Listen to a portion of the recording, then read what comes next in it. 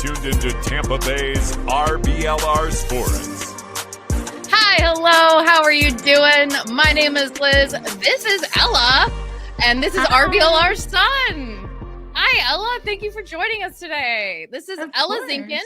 She is the main and only writer for the Sun at the Times. Yes. Right? Yes. We only have one paper now. What am I saying?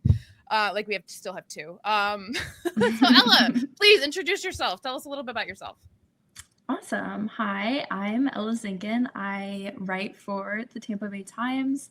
I graduated from the University of Tampa last year with a degree in journalism, and now I'm getting my master's in professional communication.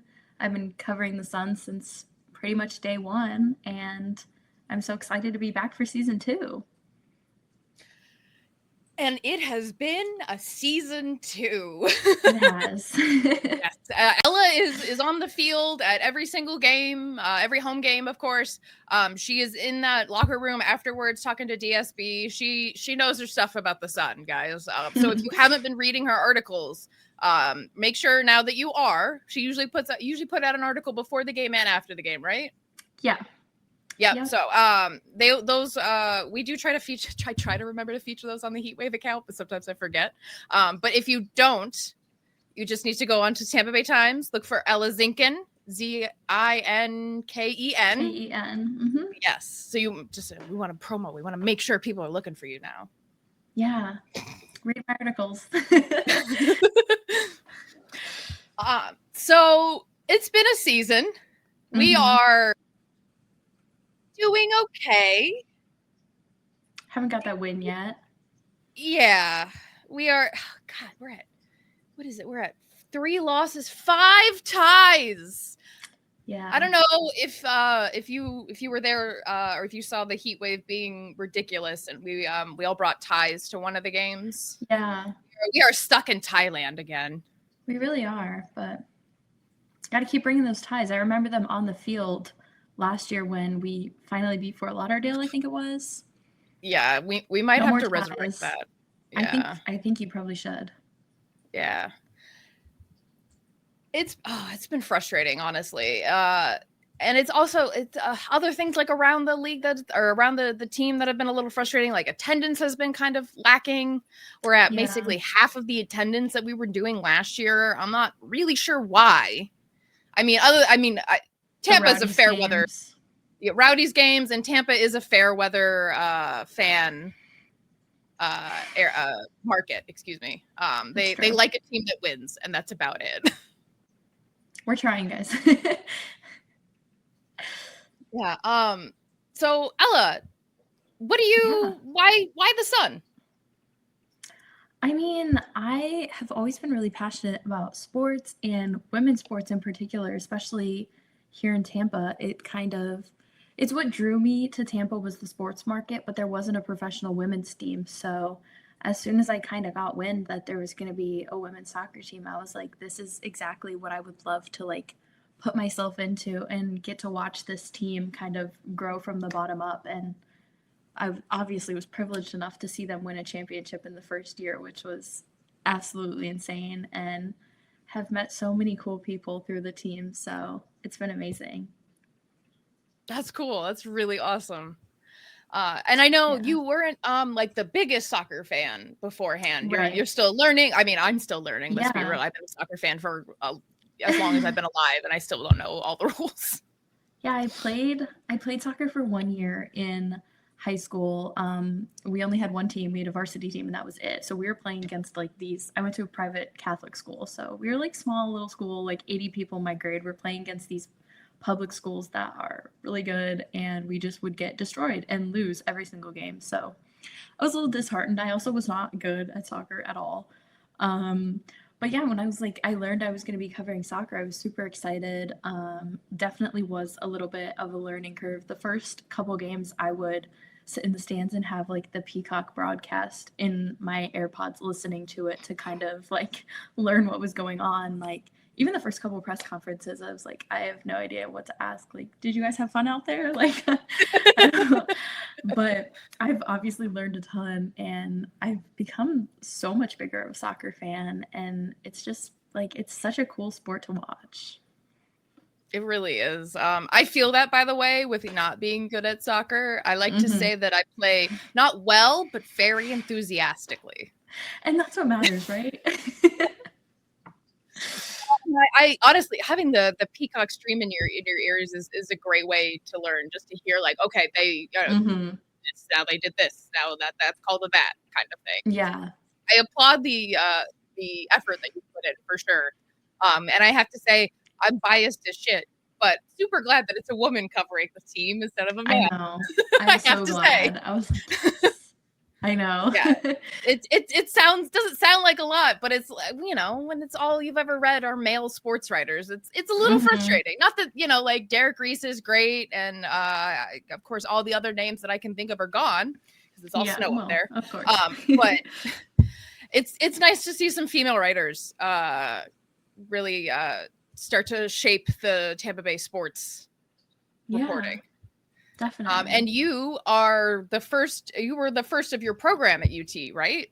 Yeah. So no one in the journalism program, or I guess any program, had become like a writer at the Tampa Bay Times. So I was privileged enough to be asked to be the very first. And I think there's been one or two more kids that have started writing for the Times now, covering different things. One writer from our Minaret, which is our school newspaper, has been covering like science and technology, I think. So it's been kind of cool to get to see that, but I was so grateful to be able to be the first and just kind of represent, especially all the girls out there who have wanted to cover sports, because obviously I grew up watching football with my dad or watching baseball, and the writers, the announcers, everyone is always a man, and it's just kind of nice to be like, women can do it too, just because they haven't before, you know? Yeah, and we haven't had a women's team for there to, you know, to blaze that trail. So it's been really cool to see. And even the fans that come out to games, a lot of like the young girls in the stand, it's just really cool to see. And a lot of the players really love that. I was talking to Jordan Listro a couple weeks ago, and she was just saying that the most rewarding part of her job is getting to see like all the little girls that she's inspiring, and it's just really cool how much attention they pay to the fans. Like going off the field, they always are signing autographs and seeing all the fans, which is just really cool. Yeah, I really do have to hand it to the team for that. They always make sure they stay out as long as they have to make sure every fan that wants a signature, wants a picture, anything, you know, gets it. And it goes a long way to do that. Yeah. It goes a long way because, like, I think back to one of my favorite baseball players was Akinori Iwamura for the Rays back in like 2008. And one of my first interactions with him was because they were sponsored. So the Rays had a sponsorship at Checkers for the longest time. And they did an autograph signing at a Checkers, and they closed off the line after a while, but he stayed like an hour and a half after when it was supposed to end, just to make sure he could sign everything and take a picture with everyone. And it's really those little things that stay with you. So I know that these little kids who are, you know, they're getting a picture with the Jordan Listro. I mean, we think she's just our little Jordan Listro, but like playing in the NWSL, she is. I have an NWSL trading card of her for the Pride. It's crazy. Yeah. So I have to echo that. It's so cool seeing all the little kids there who are just, they're so excited and they're so passionate. I hope they hold on to that a lot, like I did, and so that they can continue supporting the team, because Lord knows they need it. Yeah. Yeah, it's frustrating too when you have such nice players who are involved in the, you know, whatever community events the Sun do. You know, there's always a couple players there, and they're always very enthusiastic about what they're doing and how they can help. That I don't understand why there's just not as much buzz about this team. I get, like I said, Tampa's fair weather market, but the drop off was very strange. And I didn't really expect that with kind of the short break in between them winning the championship, having the parade, all that in June, jumping right back into it in August. And it was like Suncoast Credit Union Field just was like, we have a there anymore. Field. It's like, I don't think everyone. Yeah, I don't think anyone else in the league has a sponsored field. Some of the teams have like their own stadium, but still, like we don't have, Yeah. So that was something that really surprised me, and hoping like maybe as they start to do more like theme nights, I know military appreciation's coming up, that people will start coming out and seeing the team, but they feed off the crowd, and that's something that they always bring up in the interviews is how much the crowd energy like fuels them. So maybe that extra crowd boost is what we need to get the first win of the season. But yeah, I'm hoping it's not too inconvenient of a game. It's like the weekend before Thanksgiving is our next home game. The 24 days as of today. Yeah. 22nd. Yeah. I just keep going by the countdown on the page. I'm just like, is it time yet? I know, it feels like it's such a long gap in between. And then this international break that we're taking, like the USL took for the 1 week, and then now we still have another week off. Like, give me the soccer. Yeah, exactly. What am I supposed to watch? Yeah, if I didn't have the Rowdies this past weekend, I would have had nothing. Right? Yeah, and then the Rowdies didn't make it to the playoffs. There's no more of that, so there's lots of time for Sun soccer. Give me more. Well, exactly. Then people hopefully will come out to the games because the Rowdies aren't playing, so come watch the Sun. Yeah, those first 3 games being a conflict had to suck. And I kind of talked to one of the front office folks, and apparently trying to get dates blacked out and making sure that you can get games on specific days is really weird in the league. So I think they're still kind of figuring that out. And I know that that'll happen when you don't own your own stadium. And I think there's only 2 teams that even have their own like stadium, so that they have free reign. But even then, they share it with a men's team. Yeah. So I know the scheduling part is difficult. I am hoping that the Rowdies can work around, like, because we attempted to work around their schedule. Oh, not really though, but attempted to work around their schedule for this last half of their season. Hopefully the first half of their season, they can work around the Sun. Because it really does feel like we are just shooting ourselves in the foot by making people choose between the two. Because at the end of the season, it was hard for me to even not want to go to the Sun game because I wanted to go see the Rowdies in their playoff push. Yeah, no, for sure. I think a lot of people were probably on the same kind of wavelength there, thinking, oh, well, I don't know. What if the Rowdies do something like it's the beginning of the Sun season? I guess there's like time, but. Yeah, like I managed to not convince, but my boyfriend was really, really kind, and he was like, "Oh no, it's a rivalry game. I want to see the Sun play Fort Lauderdale." I feel bad because he missed the Rowdies winning like 5-1 that night. Oh yeah, I remember that one. Yeah, which thank God we didn't lose to Fort Lauderdale. I have to say, out of everything that's happened this season, we haven't lost to Fort Lauderdale. We still have that hang over their heads. We're holding on to that. Yes. I was very appreciative that Sabrina McNeil played as hard as she did against her former team. I know. Yeah. So grateful to have that, and hoping we can beat Jacksonville too, because now we have another Florida team to worry about. But yeah, I was talking about it a little bit last week, but I think we just didn't have that rivalry fire lit under our asses. Not quite yet. For whatever reason, because the first year all we had was Fort Lauderdale, so obviously they were our rivals. Yeah. But I don't think we didn't have that for Jacksonville yet for some reason, even though we don't like Maybe now we have it. Yeah. Now it feels a little bit more like, okay. We let them have a little bit. Now it's our turn. Yeah, we need a win. Oh. I know. Hoping on the 22nd. Yeah, or I would love for an away game win. That'd be great too. Yeah, of course. Yeah. But we do have we didn't have a game this week. We have this next week off, even though there are other teams playing. So hopefully that nice long rest period, everyone can get all better. Everyone nice and healed, and then everybody's out on the field. Tosh Flint, please be out on the field. Yes, please. Please. Well, they had that's like 8 or 9 injuries that one game. That was just the injury bug has been hitting them pretty hard. So I think it was more than that. I'm pretty sure it was at least half the team. Yeah. it was nuts.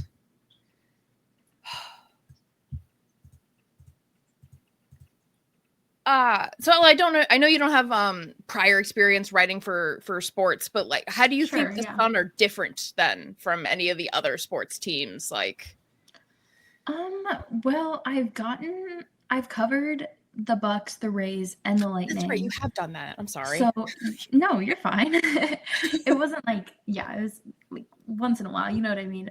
Not as like specific as the Sun has been, but I think one thing that's really nice about the Sun is how hands-on they are and how kind of like connected everyone in the organization is. Like everyone knows your name and they all want to help, and they've been so great at that. And just access to the players has been honestly amazing. Like I've been able to go in there and just talk to their PR people and be like, this is who I want to talk to today. Like, would this be okay? And they're just super open, super willing, and they've just been really happy to have the coverage, and I've just been happy to be able to cover the team. So they've been great working with me, and I just think it's something really special because even the fans, like you could see the excitement of everyone to just finally have that women's team in Tampa. Like we've all been waiting for so long, and finally get a little bit of representation among all the like big men's teams. But it's been really special.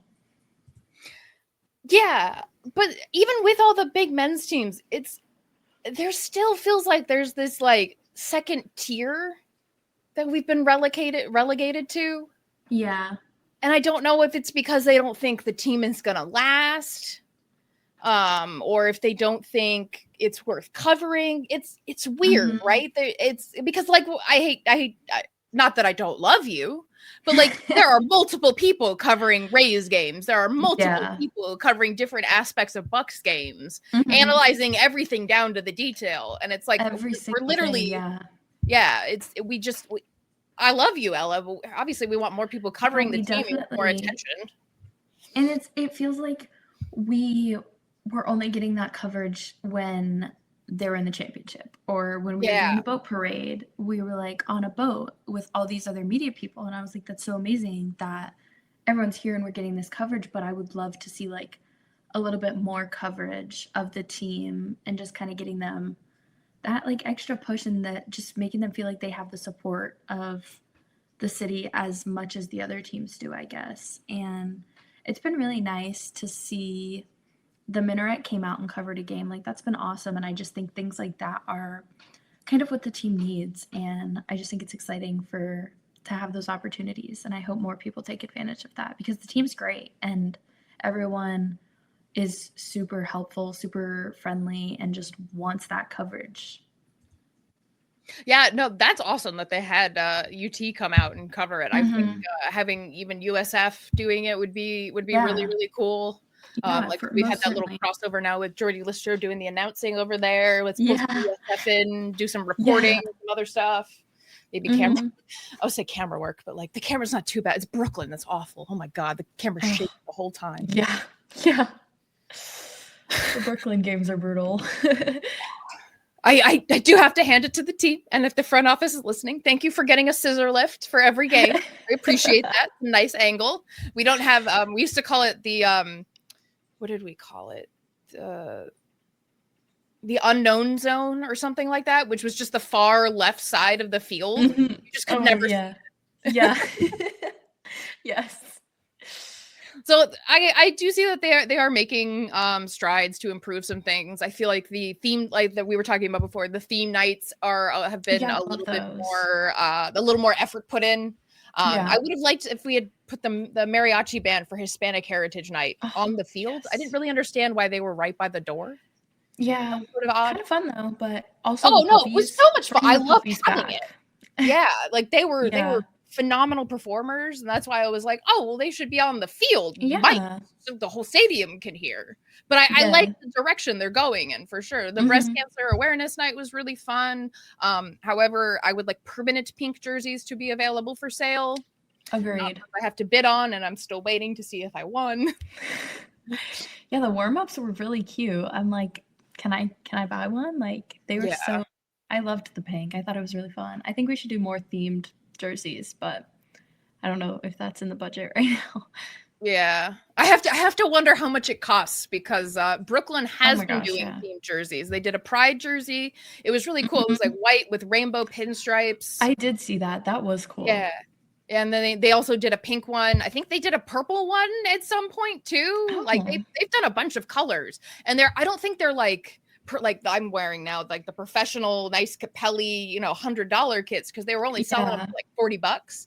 But like still, that is another thing that I've been a little surprised by, is the lack of merchandising that they've tried to do. And I do understand that they probably have a bunch of leftover. They were planning to do 2-year kits, which, by the way, I freaking love, because having to buy a new kit every year sucks. I don't even want to do a new heat wave scarf every year, because I don't think people should have to buy a new one every year, because you don't need that many. Yeah. Especially in Florida. But I love that they were doing 2-year kits, and I think that was the plan. And I don't think they planned on winning the championship. Obviously they wanted to, but I don't think they planned on it. But now they're not selling any new kits with a star on it. I don't understand why they don't just be like, here, buy a kit, and then real quick we'll put a star on it with a little heat press. Yeah. I think last season they did an amazing job with like the themed merch. Like like I have a military shirt. I'm wearing my Christmas sweatshirt. my favorite merch item, by the way. So cute. But yeah, they had the breast cancer shirt, but it was black. I want a pink shirt. Yeah. I'm picky. I know. I sound, this is not very feminist of me, I will say, but like, I want more pink in my women's soccer. Yes. I finally got my women's soccer team. I wanted cute and I wanted pink.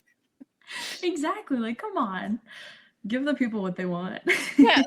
And I've only been asking for it for how long? Oh, actually, I've been asking for it since I saw the pink keeper kits, honestly. Oh, but they're so cute. They are. I that's the other thing. I like what we've done with our kits. Like I love our specific goalkeeper kits. I think we're the only ones in the league who have like a special goalkeeper kit. I love that we sell that, although I don't understand why we sell the long sleeve and then the players get to wear short sleeve. Yeah. When like it's Florida. Yeah. Sell short sleeve. Can't wear a long sleeve, unfortunately. Everyone I see wearing one eventually pulls the sleeves up. It's too hot. But it's odd. I would love to talk to the front office and like maybe their marketing team or someone and be like, okay, so why not this? Why not merch with stars on suggestions. it? That will sell? Yeah, give us the star. Come on. Yeah, I mean, and I feel like some other teams I would have capitalized on that. Brooklyn for sure. I know they would have been out there with stars. Yeah. It's an odd duck. I don't quite get it, and I don't know if maybe that's part of why it's like one of those weird like butterfly effect things where like because we're not doing this, we're not getting the same amount of coverage that we would get. We're not attracting as many fans as we would normally get. Which it's proven in our attendance. It's weird. I wish I could point to like one thing and that's why the attendance is down, but it feels like a lot of things. For sure. It's frustrating. It is frustrating. And it's, especially when I'm writing my stories, because I can't be like, dozens of people cheered as the Sun scored. Like, literally, like, there's dozens of us. Dozens of fans out here and they're thrilled. But I do have to say the fans that are coming out and are there, a lot of the fans that are there every week. And they are so supportive. And the little girls that are out there, the little boys that are out there, and the players' families are always there and they're always supporting. And it's just really cool to see. But the fans that are there are super loyal. So shout out to them. I have to say every game in the Heatwave section has been great. Like we haven't had a ton of people, but it's been fun, honestly. And we've sounded really good. I even saw agreed. A Reddit comment where someone was saying they went to a Jacksonville game. They said the fan experience wasn't that great, but they'd heard that Sun games were pretty good. And I was like, people know us. People heard of us. Mentioned. They are fun. I do have to say, sometimes I sneak over and stand in the Heatwave section for a little bit, and it's a ton of fun. Yeah. So if you haven't been to a game and you have been to a game and you're too scared to come stand with us, just come stand with us. You can join the heat wave just by standing with us. Yes, it'll be so fun. Even Amanda is over there beating the Yes, drums. We even get the league president. We haven't in a minute because I think she's been too busy doing impressive league president things like shit. Had girl sports boss things, but like a month ago. Yeah, it was crazy. And then I think she was at the Dallas Classico game, which that was amazing, by the way. I feel like more people should have been like losing their freaking minds that a Dallas Trinity game got 20,000 people. Yeah. I was blown away. Like if somebody posted that, I was like, "Holy shit! I gotta advertise this on the Heatwave account. Yeah. Everyone needs to know this." Mm-hmm. I would love to see if we could pull something like that at Raymond James. I don't know that we could pull 20,000. I know the intersection of the Classico and the State Fair was like the big thing to pull people in, but still, like it was more than 20,000. I think it was like 22,000 because it set a new record or something like that. That is insane. That is insane. Yeah, like that's like NWSL games, and I hate to compare us because NWSL we're is just a baby right now.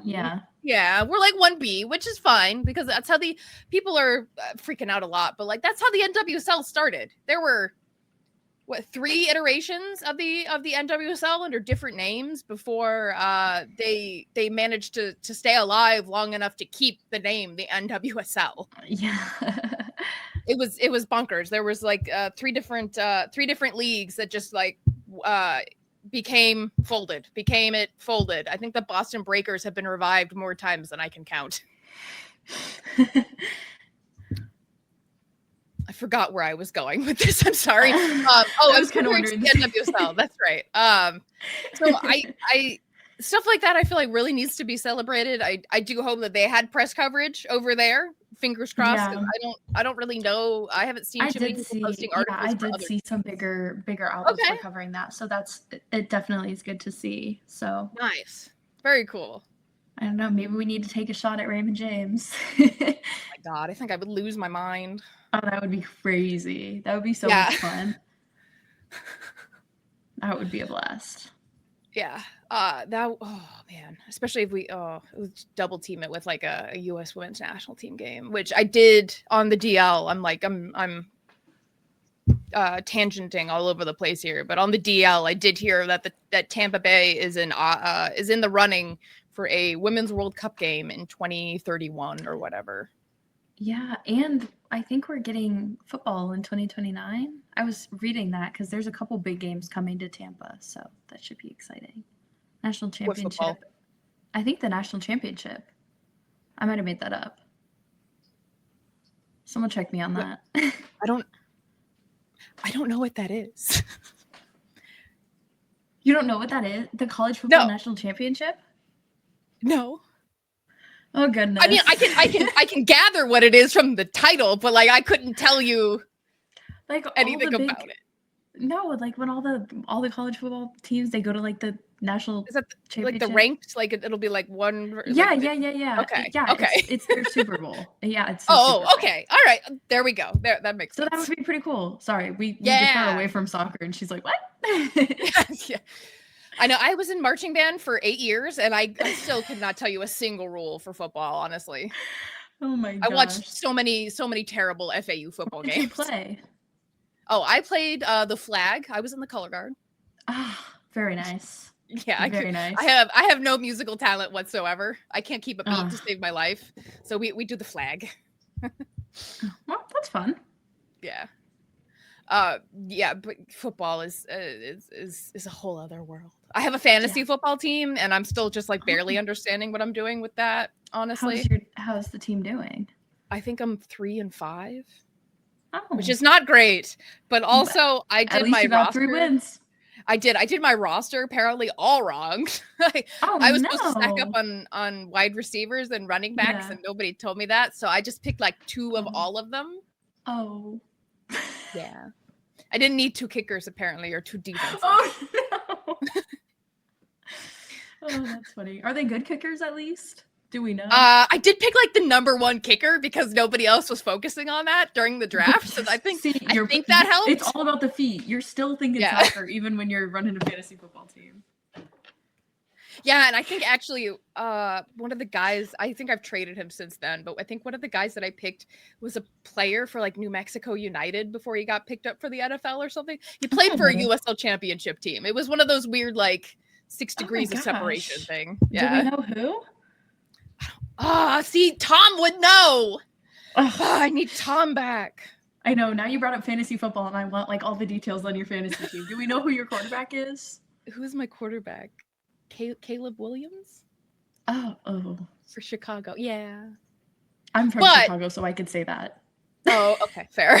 Yeah, in my defense, I'm now I've done the best when I pick players that are playing against teams that are worse than them. So I go and I look, they're playing against ranked 31st in wide receivers. That's a good sign.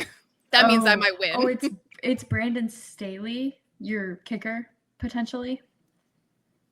Is it? I thought it was Brian Audrey. Oh, played for them. We're getting told from. Oh, is Eureka yelling at us in the chat? Yeah, he is. Oh, Brandon Staley. It's not Brandon Staley. That one she said. No, I'm pretty sure it's Brandon Aubrey. I think that might be what he means. Now we're gonna do live research. Hold on. That one. It's Brandon Aubrey. Yeah. See? Oh my gosh. You are so funny. Yes, we know you're agreeing, Eureka. Yeah. Oh, he played for Bethlehem Steel in 2018, which is they don't even exist anymore in the. I was gonna say. Oh, they were MLS Next Pro. I'm sorry, I thought they were USL. Oh, one game versus the Rowdies. There we go. That's how we tie it back to soccer. That's funny. And this has been the Fantasy Football Corner with Lizzie and Ella. Yes. Welcome to our Fantasy Football Corner. Yeah. Is there fantasy football for soccer? Is that a dumb question? Oh, Eureka's on it. Don't give him ideas. Yeah, he's gonna come with a whole new He's gonna come with a whole nother RBLR podcast, Eureka, for just fantasy football. Which, like, don't tempt him. I feel like that would be fun. That would be a lot of fun. You can give them tips like I choose the player that's playing against the worst team. There you go. That's true. I would say otherwise. No, I'm 3-5. I should not be giving advice. Hey, you're better than the Jets. That's all that matters. The bar is so low. The bar is so painfully low. I don't even know anything about the Jets, but like I saw an Instagram reel the other day and it was like of some kid who was so dejected. And he's like, but I was born into this. So I'm going to stay a Jets fan. They haven't had anything to be happy about for years. That's pretty bad. Damn. And the Giants' whole team is getting hurt. Their star running back. It's just the whole state of New York. It's just.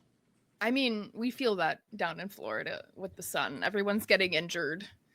We haven't had anything exciting happen in a minute.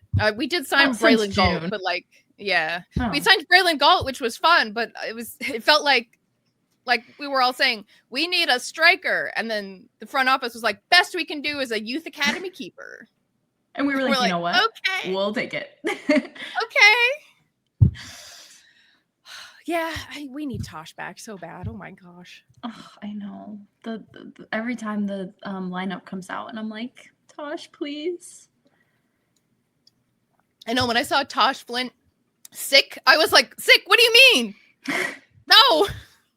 We have Tampa General Hospital. Fix her. I know, right? Come on. TGH, get out there. It's a bougie hospital, and I know it is because I had to pay for parking when I went there. That's what I consider bougie. You know what? Yeah, that's fair. Yeah, I don't think I've ever paid for parking at a hospital before then. It's like adding insult to injury, literally. Yeah, because of course it's like, oh, the first hour's free. Who is at the hospital for an hour? At least 15 minutes early. Yeah. And then they keep you waiting. And then it takes 45 minutes to be seen. Yeah. Yeah. This is for anyone listening, if you've made it this far, this is just Lizzie and Ella bitching about anything we think of at this point. Literally. Because there was no game this week. So what do we talk about? Talking about hospital parking and fantasy football. And fantasy football on my women's soccer podcast. I know, right? They're gonna be like, never bring this Ella girl back again. Well, too bad. Yeah. Anyway, guys, I like her, and she's the only one covering the Sun, so we love her actually. Also like and subscribe, because my producer just reminded me. Hit the buttons, the likey, the subscribe. Leave a comment about how much you liked this episode. Yes. Girl power up in here. Comment a pink heart emoji if you made it this far. Yes, pink heart emoji. I love it. Let's do it.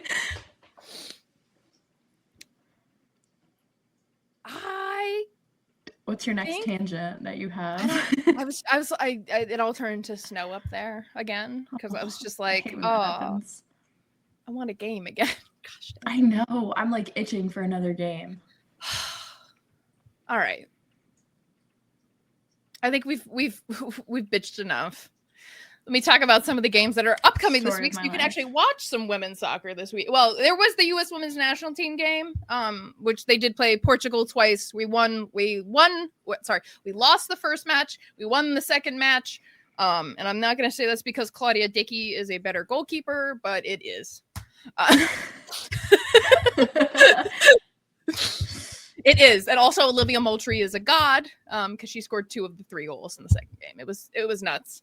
It was a good game. If anyone is still listening, and you missed it, at least go watch the highlights, because all the goals were bangers, and both games had a goal in the first minute. It was kind of nuts.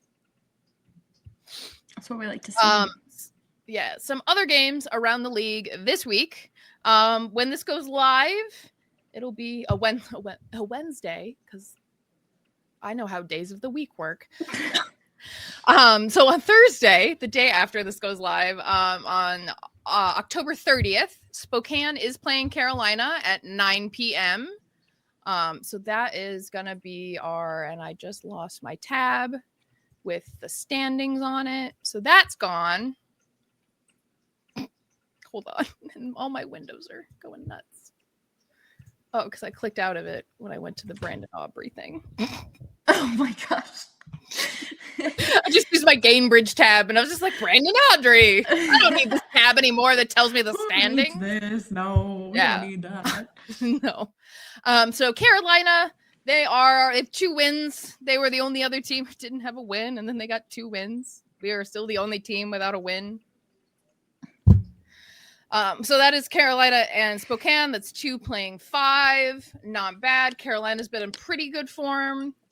Spokane has been in better form. So we'll see. I think that'll be a really good game, honestly. Yeah. Especially since everyone's had a week off now. I think Lexington had like 3 games, like back to back to back in like 1 week. It was a little bit crazy. So I'm glad we did take at least something of an international break. I don't think it's as long as the NWSL is taking. I think they're doing 2 weeks. But we get 2 weeks because we're the Sun. We're special. On Friday, on Halloween, if you have nothing to do, much like myself, you can watch Lexington play Sporting Jacks. I am very interested to see how that goes, because that is number 1 versus number 4. Sporting Jacks has been irritatingly good this season, especially because of Ashlyn Puerta. So interested to see if she scores any more goals, which she probably will. But the Lexington has been on a hot streak, because they went and they bought every good player in the league. That'll do it. So that'll be a good game. I think that'll either be a really good game or it will be a stalemate, because both teams will be so good that they will just cancel each other out. Yeah. Hoping for a really good game. Yeah. And then we have on Saturday, we had a full weekend. We got a game every day this weekend, starting with Thursday. So you have at least 1 game of soccer per day to take in to keep the doctor away. That was so corny. I'm so sorry.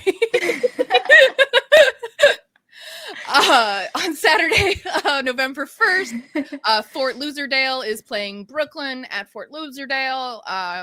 Brooklyn. Yeah, Brooklyn is also an odd duck, because they're not really bad. They're just like, I don't even think that we're bad and we're last place. I don't really think that we're bad. We're just not playing up to our potential, I feel like. Our potential. Yeah. Wait, did I say it funny? Yeah, you did. I say potential. Potential words. I talk good like. I have college degree.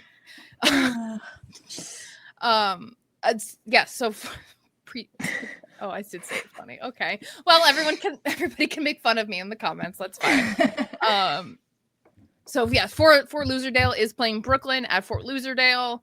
Fort Lauderdale just lost their last match pretty poorly to Lexington, although they did get a red card like super early. A keeper got a red card super early on in that match. So that could be part of why. So they're definitely going to have a fire lit under their asses to take down Brooklyn. I'm a fan of that, except that it will not move us up on the table. Yeah, we need to play. Yeah. And then our last game of the weekend, on Sunday at 5 p.m. is Dallas versus DC Power. DC Power was doing pretty well in the beginning, but they've been on a losing draw streak for a little while. But Dallas has also been kind of odd. They were really good last year. They're not as good this year. I'm not sure quite why that. Oh, they only have 3 wins too. And that was a long time ago because their last win was September 6th. That's a while back. Oh, wow. So hopefully they've had some time off from their Classico game, or they also got slaughtered. And they will come back for a pretty good match. I think DC has some fight in them. And I think Dallas being at home will help. So I think that'll be a really good match for sure. I feel like I said that about all the matches, but honestly, I don't think there are too many bad matches. Mm-hmm. Sometimes even the stalemates are pretty interesting. That is one thing I like about this league. Everything pretty much stays interesting. Nothing's too boring. Yeah, agreed. That I think about wraps it up for today. We have kind of a short episode. Well, short for us when last week we did an hour and a half just talking about one game. Ella, do you have any final thoughts? Anything you'd like to relay to our dozens of viewers? No, thank you so much for having me. It's my first podcast, so I'm thrilled to be on here. And yeah, make sure you're coming out to the games. If you've never come and watched a game, definitely come out. I know it fuels them for sure. I'm sure everyone who's watching this has come to a game, but read my stories. And yeah, that's all I got. Thank you so much. You've been awesome. Thank you. And yes, make sure that you're reading her articles. It's Ella Zinken, ELLAZINKEN for the Tampa Bay Times. They're always excellent. Oh, just saying. Thank you. And she's the only one covering it. She's the only person. We need to support her. Yeah, guys, keep me employed. Yes. It's trying times for journalists right now. But yeah, it really is. But I did write an article about the heat wave last season. So if you have not read that, featuring the one and only. Yeah, that was honestly nuts, by the way. It was a fun article. It was definitely one of my favorites that I've written. So thank you. Yeah, if you read nothing else, go read that one. Yeah, absolutely. And as always, join us in the heat wave. Join us here at RBLR Sun. Make sure you hit the buttons, the like, the subscribe. We are at RBLR Sun FC on socials and at RBLR Sports on the YouTubes, where you can see our beautiful faces. Make sure you come see our beautiful faces. And you can always see us at games. Ella's on the sidelines. I'm in the heat wave. Come say hi to us. Say that, I watched your podcast. Hi. Please do. I've had 2 people come up to me in public and say that they have read my stories, and it was the best moment of my life. So that's awesome. Please come see me. I love it. That's how I felt when Hannah Keene's mom came up and she's like, "Oh yeah, we listen as soon as it comes out, like as soon in the morning." I was like, "Oh my god, really? My little podcast where I just yap." You shout out Hannah Keene and her mom if you're listening. Yeah, honestly. All right, that about wraps it up for today. Thank you so much, Ella. I appreciate you taking the time to be here today, and thank you, viewers and listeners. Bye. Thank you. We will see you later. I have to hit the buttons this time because Eureka's not here. So 1 second. There we go.